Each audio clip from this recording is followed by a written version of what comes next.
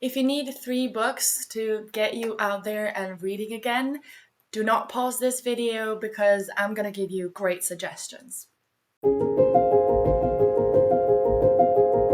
First up, we have Giovanni's Room by James Baldwin. You should definitely get to know James Baldwin more if you haven't had the chance, because he's an amazing author and he was a great guy. It was published in 1956 and it caused an uproar immediately because it discussed a version of homosexuality that was also very racialized. What does this talk about? Basically, we have an American in Paris, David, who starts a liaison, an affair with a man named Giovanni. They're in the city of love.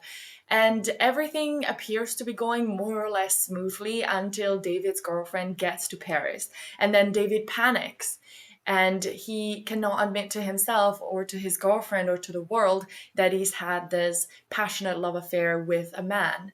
And so he pretends nothing has happened as Giovanni's room just descends into madness and tragedy. And this is heartbreaking. This is very bleak as a book. It's very short though, so you'll have to be in pain just for a little bit. And it is just so realistic, and it really gives you an insight, more of an insight on what queer men of all colors and shapes and all of that were going through at the time. The second book I want to recommend to you is called Lie With Me by Philippe Besson. This is a translation from the French. If you can speak French, please go and read it in French because Philippe Besson is an amazing French author and he's great at his original French.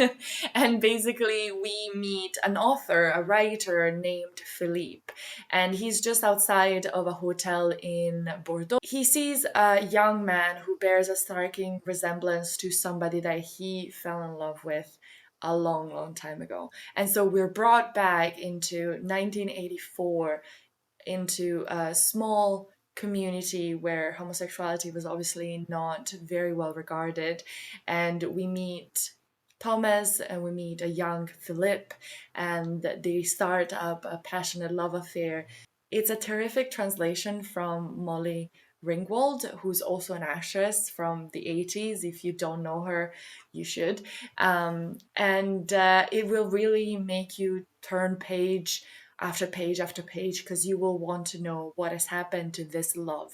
And lastly, I have a book that I have rarely, if never, seen mentioned online, and this is called Small Beauty by Jing Wilson Yang. Sorry, I had to make sure I was saying the name right.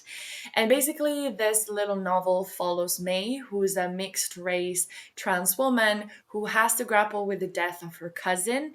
And as she learns of this news, she goes back to her community, let's say community, more like she goes back to her small town in Canada, and she has to grapple with the racism and the transphobia and the queerphobia of the community.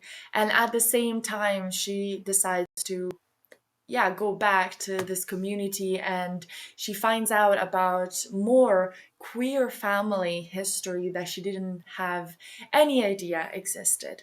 And this is a very tender but heartbreaking story, and I mean, it's just gorgeous. The way Wilson Yang just tells the story, crafts it with so many different elements and perspectives. It's amazing. So I think you're really gonna enjoy this. And I always love books that are set in Canada. I feel like there's not that many, and even less that are queer. So I obviously wanted to get my little hands on it as soon as I heard about it.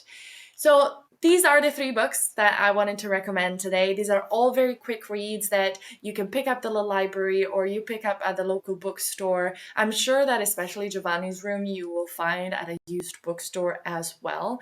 And these are all books that you can bring with you in your little backpack if you're going to a lecture or if you're going to the park now that spring hopefully has sprung for you guys as well, because here in Sweden it is sunny, as you can see from the light.